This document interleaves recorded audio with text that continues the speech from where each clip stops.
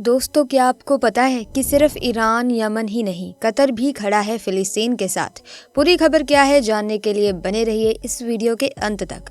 दोस्तों, फिलिस्तीन और इजराइल की लड़ाई में हमें पता चल गया कि दुनिया में 57 मुस्लिम देश जरूर हैं और उनमें से केवल 3-4 ही हैं जो फिलिस्तीन के साथ न सिर्फ खुलकर खड़े हैं बल्कि उसके लिए अपने आप को भी खतरे में डाल रहे हैं, जिनमें ईरान, यमन के अलावा कतर भी शामिल है।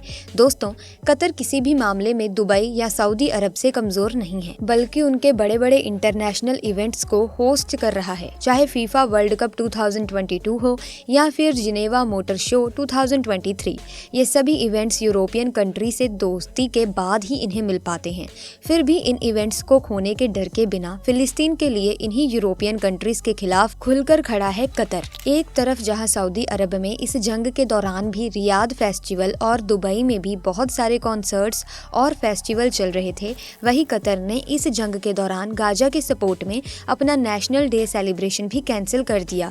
अब दोस्तों, किसी भी देश के लिए उसका सबसे बड़ा इवेंट वहां का इंडिपेंडेंस डे या नेशनल डे होता है। कतर हर साल अपने नेशनल डे 18 दिसंबर को सेलिब्रेट करता है। इस दिन मिलिट्री परेड के साथ साथ फायरवर्क्स और बहुत तरह के सेलिब्रेशंस होते थे, लेकिन कतर के रूलर ने इसे कैंसिल करते हुए कहा कि कम से कम इतना तो गाजा में हो रही जेनोसाइड के खिलाफ हम कर ही सकते हैं। इन 2 महीनों में कतर में इजराइल को बहुत बड़ी बड़ी चोटें भी दी हैं, जिसकी वजह से उस पर अमेरिका ने बहुत प्रेशर भी बनाया, जिसका कतर के ऊपर कुछ खास असर नहीं दिखा। दोस्तों, कतर दुनिया के उन 2 देशों में से एक है जिनके अमेरिका से भी अच्छे संबंध हैं और यहाँ हमास का पॉलिटिकल ऑफिस भी है। कतर के रूलर शेख तमीम बिन हमद अल थनी ने यूनाइटेड नेशन से ये कहा कि इजराइल को ये वॉर रोकने पर मजबूर किया जाए। कतर की वजह से ही इजराइल फिलिस्तीन के बीच 4 दिन का सीज फायर हो गया था। इसमें इजराइल के बहुत सारे होस्टेजेस और फिलिस्तीन के बहुत सारे होस्टेजेस रिलीज किए गए थे।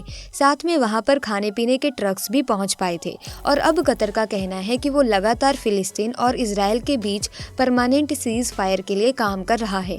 दुनिया में जितने भी मीडिया चैनल्स हैं, उन्होंने इस लड़ाई के बारे में काफी बायस्ड न्यूज इजराइल के सपोर्ट में दिखाई है। वही कतर का ऑफिशियल चैनल अल जजीरा 24 घंटे इजराइल की बर्बरता से जुड़ी न्यूज और फिलिस्तीन पर हो रहे अत्याचार को भी दिखा रहा था, जिसकी वजह से दुनिया के अलग अलग देश में प्रोटेस्ट भी इजराइल के खिलाफ होने लगे। इसके लिए अमेरिका ने कतर को काफी ज्यादा क्रिटिसाइज भी किया।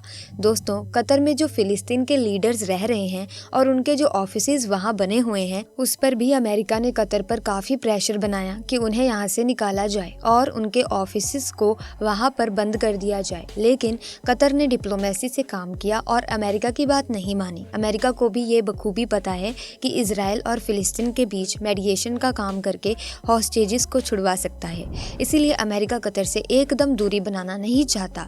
वहीं दोस्तों, सऊदी अरब और दुबई जैसे देशों के कतर के साथ रिश्ते काफी अच्छे नहीं रहे हैं। 2017 में कतर के खिलाफ सऊदी अरब, यूएई, बहरीन और इजिप्ट यानी वो देश जो इजराइल का सपोर्ट करते हैं, उन्होंने कतर के ऊपर ब्लॉकेड लागू कर दिया, जिससे कतर के एरोप्लेन शिप्स सऊदी अरब की एयर स्पेस और समुद्री रास्ते से नहीं गुजर सकते थे। इन देशों का कहना था कि कतर आतंकवादी को सपोर्ट करता है। इस ब्लॉकेड के टाइम कतर का साथ तुर्की और ईरान दे रहे थे और इस टाइम टेंशन इतनी बढ़ गई थी कि जंग के हालात भी बनते दिख रहे थे। लेकिन इन 4 देशों के सामने कतर डटकर खड़ा रहा।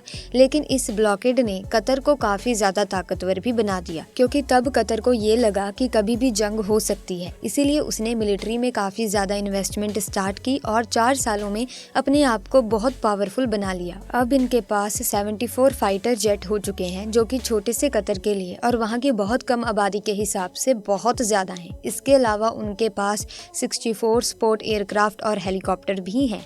कतर ने भी हाल ही में अमेरिका के बेहद पावरफुल F-15E ईगल स्ट्राइक खरीदा है। इसके लिए $1.17 बिलियन खर्च करने पड़े होंगे।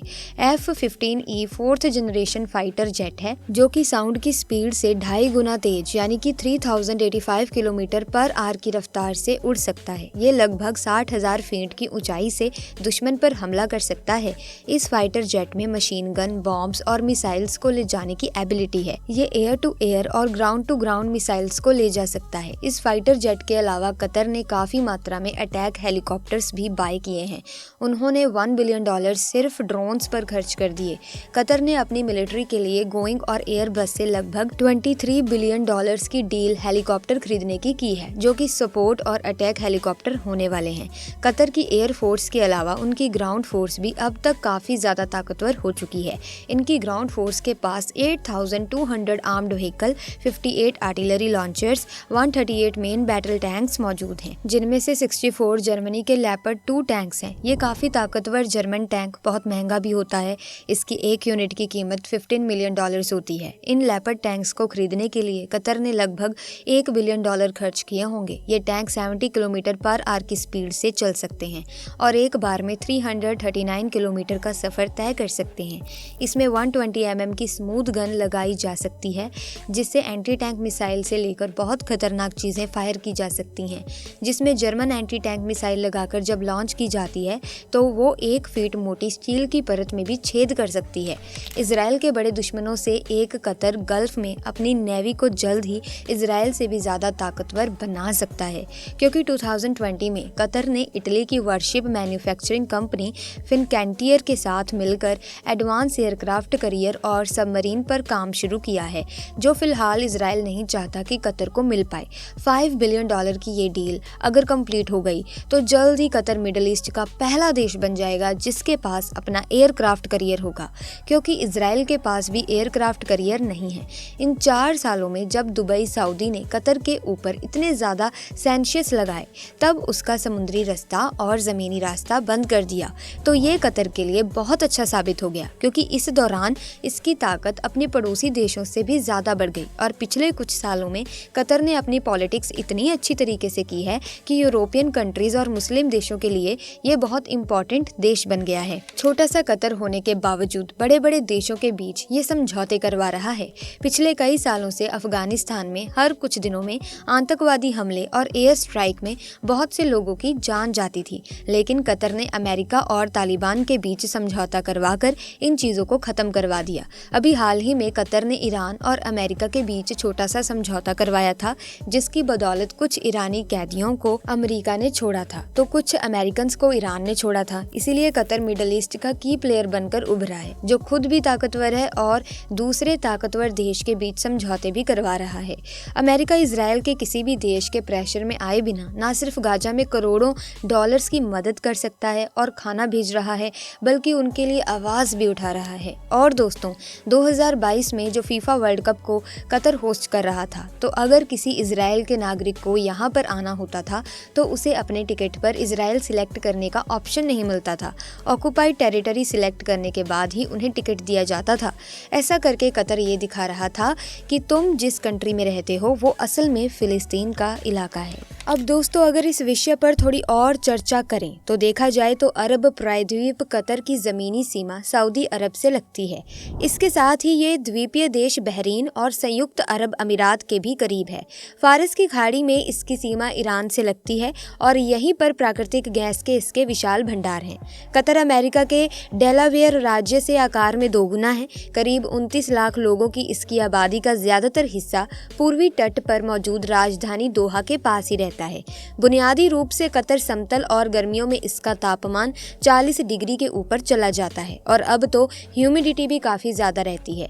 देखा जाए तो इस वॉर को बहुत ही ज्यादा टाइम हो गया है। हमें नहीं पता कि इसका कंक्लूजन क्या निकलेगा, इसका रिजल्ट क्या आएगा। अब देखते हैं कि आखिर इस जंग का, आखिर इस वॉर का अंत किस तरीके से होता है। तो दोस्तों, ये थी कतर के बारे में कुछ जानकारी। मुझे उम्मीद है कि इस वीडियो से आपकी नॉलेज बढ़ी होगी और आपको ये वीडियो बहुत ही ज्यादा इंटरेस्टिंग लगी होगी।